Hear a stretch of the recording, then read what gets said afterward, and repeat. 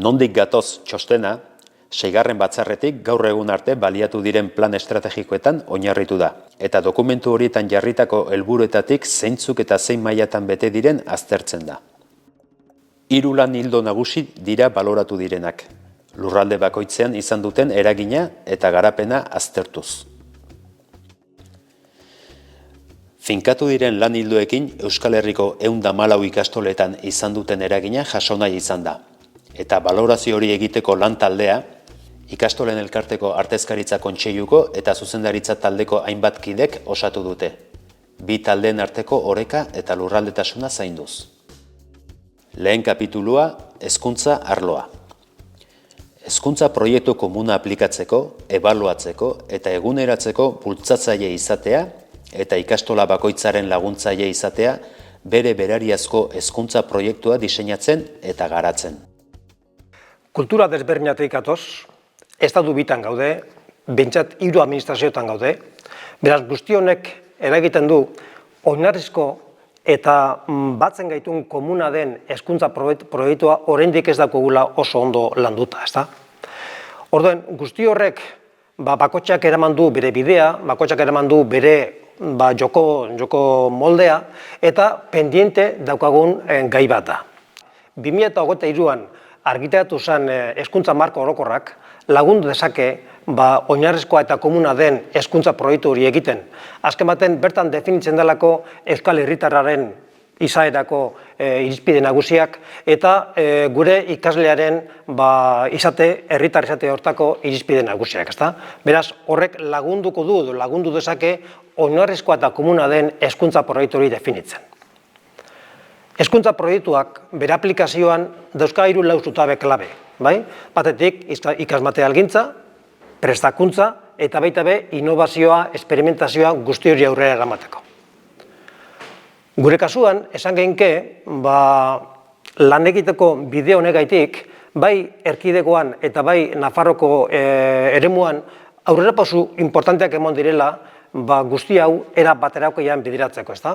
Baina arrazoi desberdinagatik eta kultura desberdinagatik nik uste pendiente daukagula oraindik oinarrizkoa eta komuna den hezkuntza proiektu hori egitea. Eta hain zuzen be, hau izango litzateke giltza, erronka, hemendik aurrerako lanean.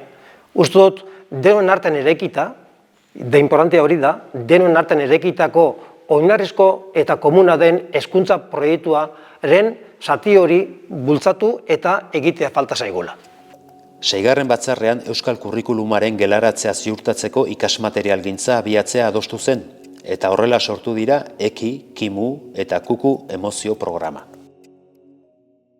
Euskal Kurrikuluma izan da ikastolak, beste eragile batzukin batera, Euskal Herriri egin dion ekarpenik hauntinetarikoa. Ze Euskal Kurrikulumak ez dauka bakarrik dimensio pedagogiko bat, dimensio sozial bat dauka, herri dimensio bat dauka, dorrek izugarrizko garrantzia dauka gure ikasleen hezkuntzan, gure hezkuntza proiektu hori gauzatu gura dugun ikasleen hezkuntzarako. Baina ezin dugu Euskal Kurrikulumaren aplikazioa gelata eramatea, ezin dugu utzi ikastolen baliabide eta bereien borondatean gain. Ze ez gara helduko. Ezin da hori, beraz, ikastolari pasatu, hau zuen problema da honen aplikazioa. Derrigorrez da, taldeak horren inguruan ekarpen handi bat egitea. Eta ekarpen handi hori, behintzat 2 dimensiotan egin behar da. Batetik osotasuna. Euskal Kurrikulumeko planteamenduak osorik joan behar dira gelaratzen. Eta beste aldetik, errigor pedagogiko duna. Ezin da edonola eraman gelara. Pedagogiak mendez mende eta urtez urte aurrerapenak egiten ditu. Guk autu bat egin gendun. Kompetentzien gaineko hezkuntzaren gainean egitea gure garapen pedagogikoa Euskal Kurrikulumari dagokionez. Eta hor, hain lan handi izanik, elkarrekin batu ginen ikaselkar editoriala, argitaletxea, enpresa sortuz. 2010an izan zen hori. Dortik aurrera izugarrizko lan bat eginda, lantande oso profesional batekin, eta guzti hori, Euskal Kurrikulumak bere barren auki duen potentzial guzti hori, ikasleen, irakasleen eskura ipintzeko ikasmaterialgintzaren bitartez. Hortik sortu ditugu EKI, KIMU kuku gure proiektuak etapa desberdinetarako, eta horren aplikazioan dugu momentu honetan erronka nagusia. Eta horren aplikazioan eta horren ebaluazioan. Ze ebaluazioak esango digu, norarteno asmatu dugun, norarteno aldatu behar dugun, da norarteno mantendu behar ditugun gure planteamendu pedagogikoak urrungo urteetarako. Ikastolen hizkuntza proiektuak ere badu jada ibilbide luze bat. Izan ere, 2009 urtean argitaratu zen Ikastolen hizkuntza proiektua izeneko liburua. Ikastolen ibilbidean mugarri desberdinak esan ditugu.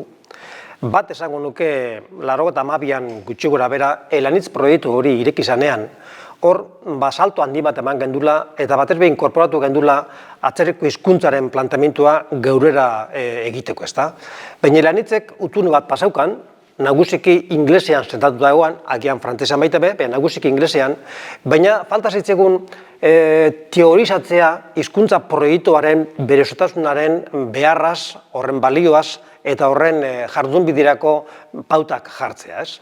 Eta hortik, 2009an argitaratu gendun lehenengo aldiz hizkuntza proiektua, Marko Zabal hori, lehenengo aldi izango nuke, ze ez da egon analogiarik hezkuntza munduan, zentru batek, ikastola batek, ikastetxe batek behar duen teorizazio guzti hori batu marko baten, eremu formala, desformal hortan, eta hori argitaratu denon ezagupenerako.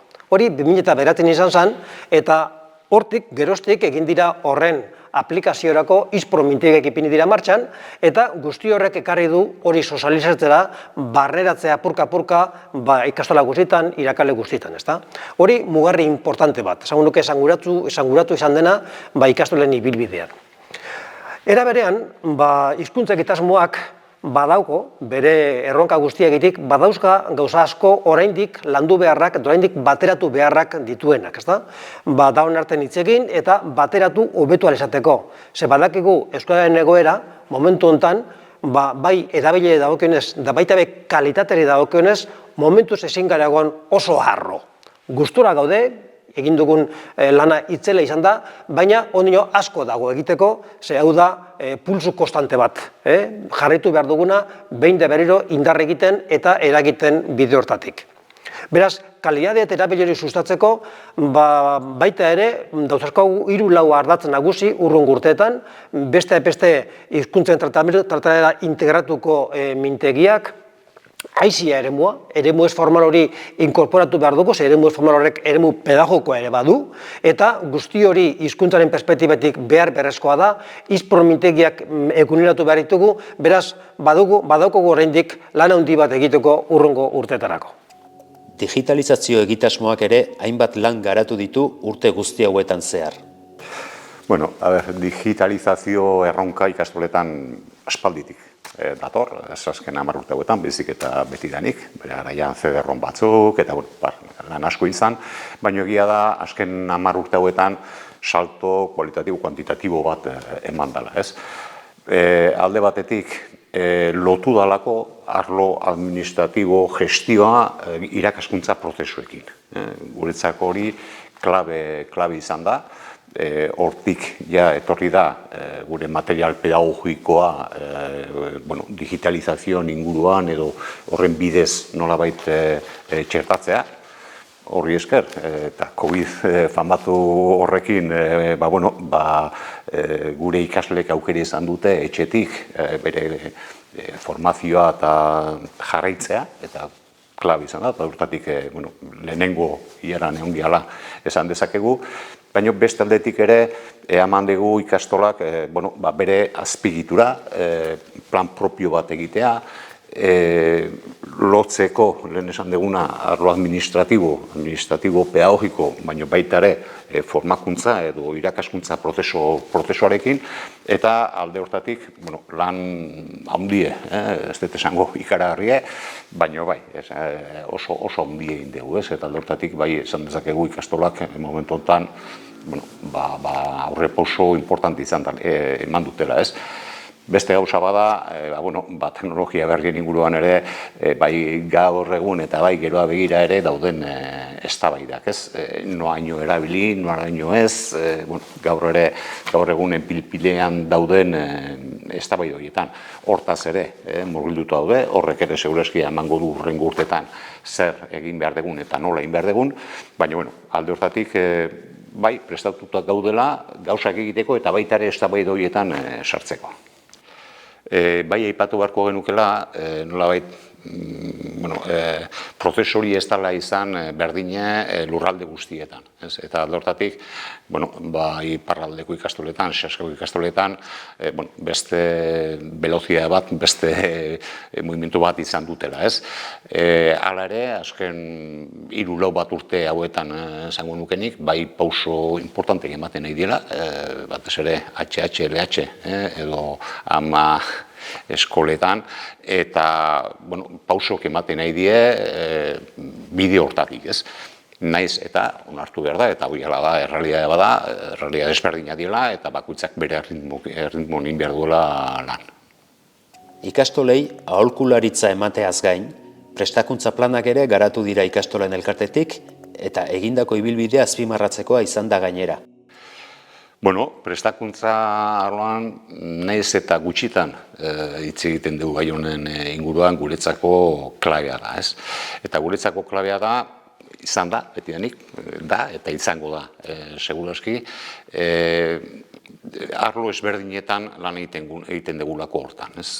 Formakuntzan edo prestakuntzan erabiltzen dugu, era orokorrean kudeaketa erabiltzen dugu Zoomin, Azmin, alegia zuzendarientzat edo zuzendarientzat ze ikasi behar duten bere eguneroko funtzionamentoan, baita ere harremanak, bai administrazioarekin, bai beste ikastolekin, formakuntza bat da, hori arlo bat esango genuke. Beste formakuntza oso importantea da lotuta gure materialgintzarekin. Ez da berdin material bat edo ikasmaterial bat izatea ez baldin badukazu horren inguruko prestakuntza finko bat, nola erabili material pedagogiko guzti hori, eta hor, lan ikaragarria inda, eta batez ere ekiberria, ekiberriak, material berria, metodologia berria, horiek pixkat kudeatzeko edo nola egin behar duten irakaslek eta langile guztik ikasi behar dute, jakin behar dute, eta hor esforzo oso handia egin dugu, eta beste laugarren gero esango dut, hirugarren arloa izan like mintegi ezberdinak, mintegik irakaslek beraien artean sareak sortzea, bakoitzak bere esperientzia erakustea edo komentatzea beste irakasle batzuekin, eta nolabait elikatu eguneroko funtzionamentoan.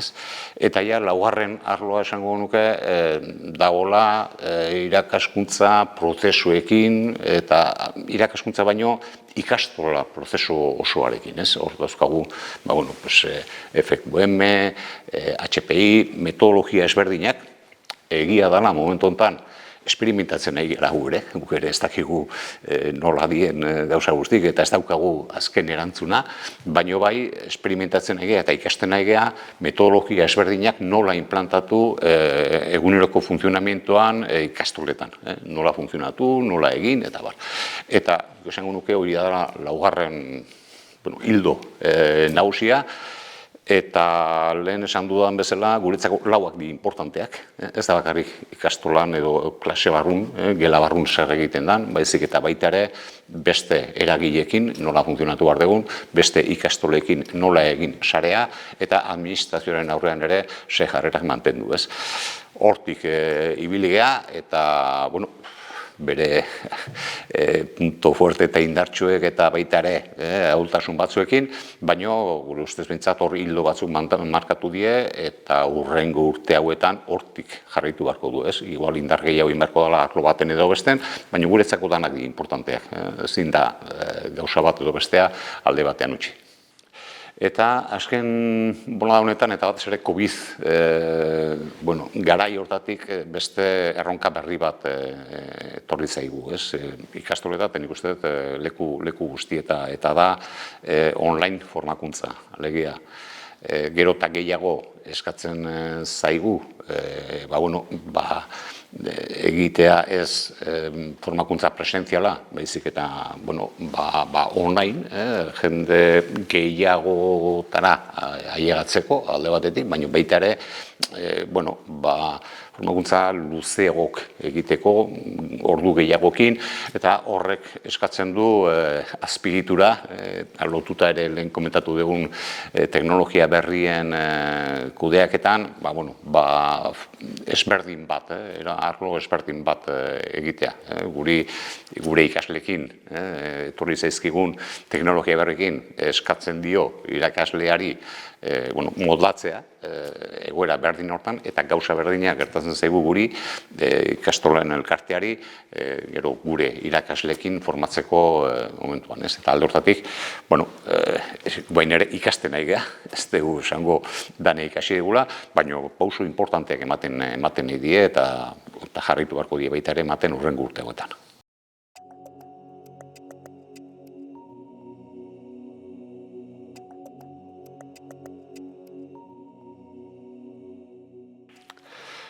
Prestakuntza arloan ere, komentatu behar dugu, gure ikastola guztietan bezala anitza gehala eta prestakuntzan ere era ezberdin batea funtzionatu behar dugu bai lurralde ezberdinetan, ez? Eta alde hortatik, gehiago EH-iren ikuspegitik, gehiago kostatu zaigu egokitzea iparraldeko ikastolen beharreta. Alde hortatik, erritmo ezberdina daude, material pedagogiko ezberdina da, eta gehiago kostatu zaigu, hor badaukagu pausok emateko aukera, eta hurrengo urtetan ere, zerbait egin beharko dugun zerbait da, ez? Baina horrekin batera ere esan behar dugu danok ikasten degula, lurralde batetik bestea, danok ikasten degula. Eta zehazkan oso lan polita eginda dago, bizijolaz, esparru ez formalean, eta oso bai teorizatu eta bai formatu langileek hortarako, eta baita ere irakasle edo langile berrien prestakuntzan. Hor badago esperientzia oso interesgarria, segurazki beste leku batzutan ere aplikatu beharko genituzkenak, eta lehen komentatu dudan bezala, jakinda ikastolak anitza gehala beharra ezberdina diela, batetik bestea ikasteko aukera izaten degula edo izango degula.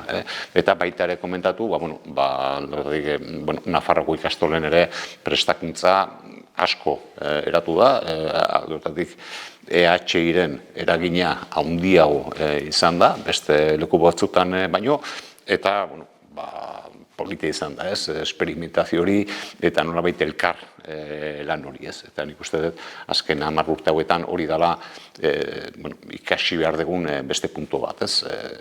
Inork ez dakila dana, danok egiten ditugu gauzak interesgarriak, eta danok nolabait besteetatik ikasteko gai izan beharko ginatekela.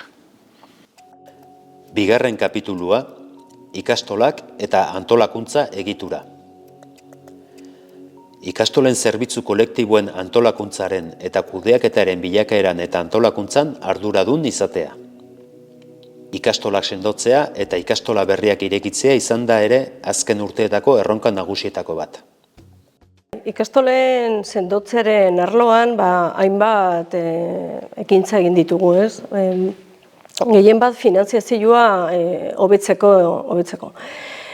Horietako bat da funtzionamentuan moduluaren igoera egon da, bai zaudenako hobetu dielakoz eta lortu ditugulakoz beste ataletako modulo berriak.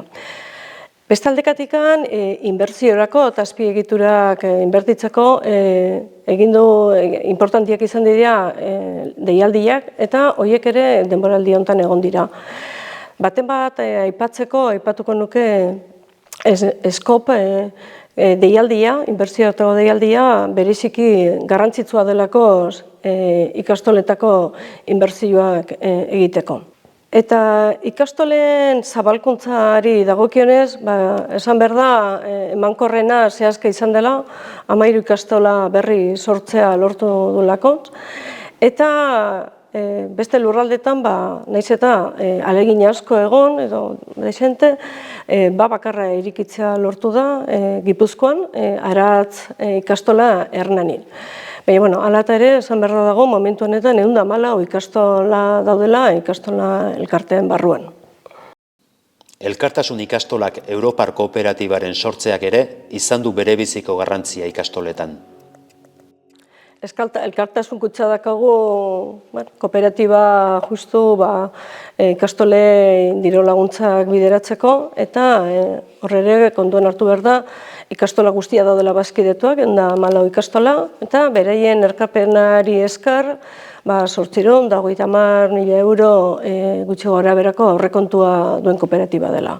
Elkartasun kooperatibako aurrekontua nagusiki Nafarroko ikastolentzako bideratzen da, justu eremu euskaldunetan dagoen ikastolentzako, eta beraien bideragarritasunak da kasu batzuetan bizi iraupena ere bermatzeko, eta beste zati handi batean zehazkako ikastolak sustatzeko. Baina hala ere ez da ahaztu behar erkideko ikastolei ere laguntzeko baliodun diru laguntzak direla, gehien bat proiektu estrategikoak direnean ikastolen elkarterako. Euskal Eskola kontzeptua bultzatzea ere. Euskal hezkuntzako ikastetxeen izaera publiko herritarren inguruko lehen lanketa kolektibo esanguratsua 2006an izan zen. Oinarrizko hezkuntza akordioa izenarekin onartutakoa. Hori bai, ikasteleen mugimenduak 2 urte arinago arlo honetan aurkeztua zuen bere proposamena. Gerora, bihar izeneko prozesuaren baitan, gure hezkuntzak bere baitan jaso behar dituen oinarrien endekalogoa gauzatu genuen ikastolak. Ezaugarri horien artean, ikastoletan, zerbitzu publikoa terminoaz zer ulertzen den, eztabaidatu zan. Eztabaida horretarako erabili genuen hainbat foroetan. Azkenean, publiko herritar eredutik sortua konzeptua finkatu genuen. Araba, Bizkaia eta Gipuzkoako hezkuntza legea 2023ko abenduaren 21 onartu zen. Bertan, ikastolei onartu zitzagun Euskal Hezkuntza zerbitzu publikoaren parte izatea. Lege honen lanketan, ikastolen elkarteak parte hartu zuen. Gainera parte hartzea aktiboa izan zen. Eta horretan jarraitu behar dugu. Hemendik itxira, lege horren garapen erreglamentarioan eraginez, noski. Legean jasota ez dagoena, beste bide batetik lortzeko. Ikastolen mugimenduaren antolakuntza egitura sendotzea garrantzitsua izan da. Ez hori bakarrik, beharrezkoa ere bada ikastolen osotasunezko egonkortasun planak diseinatu, onetsi eta kudeatzea. Eta horietatik abiatuta, beharrak dituen ikastola bakoitzarentzat egokitzea. Lan ildo honetan mugarri bat izan da eta oso garrantzitsua ikastolen elkartea eta ikastolen artean estruktura sozietario organizatiboa birantolatzea.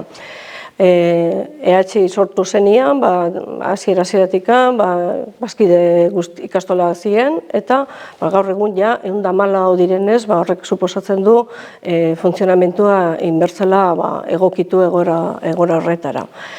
Nola egin dugu kasu batzuetan, egonkortasuna ere begira, aholkularitza mantzaile ikastolei, beraien bidegarritasuna planak antolatzeko, eta inbertsioak egiteko garaian ere bideratzeko modu egoki batean. Ate berta kontua ere, lagundu diegula lehen elkartasun kutsatikan diro laguntzak bideratzen, maileguak bidez, laguntzan bidez, edo banketxeekin sinatutako kredituaren abalak ere eman direla. Beste aldetikan, ez dugu ahaztu ere, bai gelen finantziazioa eta bai langile postuak negoziatu direla administrazioarekin.